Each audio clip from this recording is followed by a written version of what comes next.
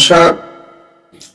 আজকে অর্গাননের 211 থেকে 220টি সূত্রকে নিয়ে আলোচনা করছি।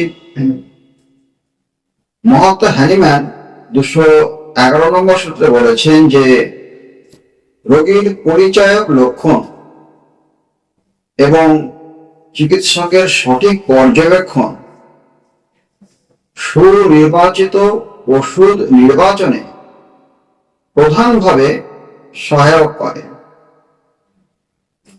তিনি 212 নম্বর সূত্রে বলেছেন, প্রত্যেকটি ওষুধ পরীক্ষাকালে সুস্পষ্টভাবে সুস্থ মানুষের মন ও তার প্রকৃতির পরিবর্তন ঘটিয়ে থাকে বিভিন্নভাবে। তিনি 213 নম্বর সূত্রে বলেছেন,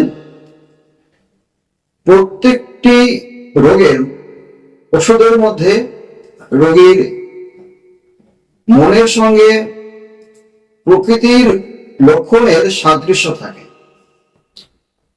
যদি সাদৃশ্য না থাকে তবে আমরা সমলক্ষণ মতে চিকিৎসা করতে পারবো না।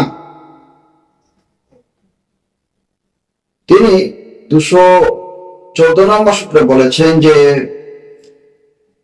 মানসিক রোগকে আরোগ্য করার ব্যাপারে নতুন করে কোনো উপদেশ দেওয়ার কোনো প্রয়োজন নেই, কারণ অন্যান্য রোগের মতো এদেরও চিকিৎসা করতে হবে। যে ওষুধ রোগীর শরীর ও মনের অবস্থা সদৃশ লক্ষণে সুস্থ মানুষের দেহে পরিবর্তন করবার শক্তি থাকবে, সেই ওষুধে মানসিক রোগও আরোগ্য হয়। তিনি 215 নম্বর সূত্রে বলেছেন যে মানসিক রোগ প্রকৃতপক্ষে শারীরিক রোগ ছাড়া আর কিছুই নয়।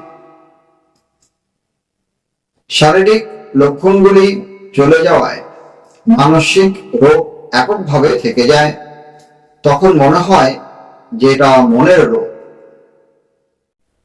তিনি 216 নম্বর সূত্রে বলেছেন, কখনো কখনো মারাত্মকভাবে শারীরিক রোগ হঠাৎই উন্মাদ রোগে পরিবর্তন হয়।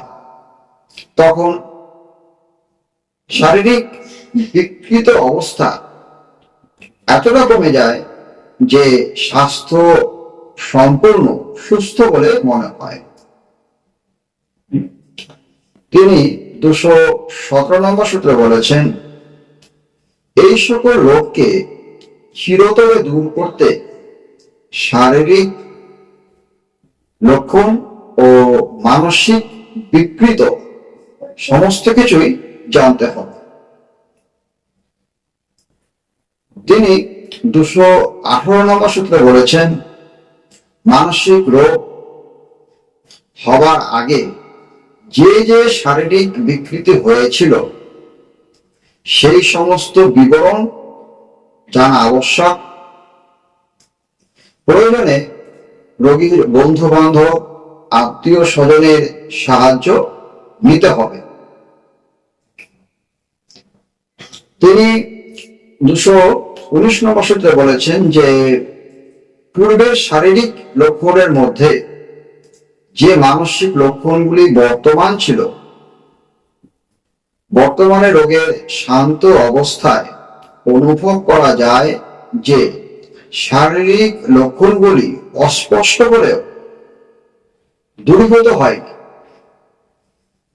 তিনি 220 নম্বর সূত্রে বলেছেন যে রোগীর বন্ধু বান্ধব ও চিকিৎসক নিজে যথার্থভাবে পর্যবেক্ষণ করে রোগীর মানসিক ও দৈহিক অবস্থার সঙ্গে সংযুক্ত করলে একটা পূর্ণ চিত্র পাওয়া যাবে।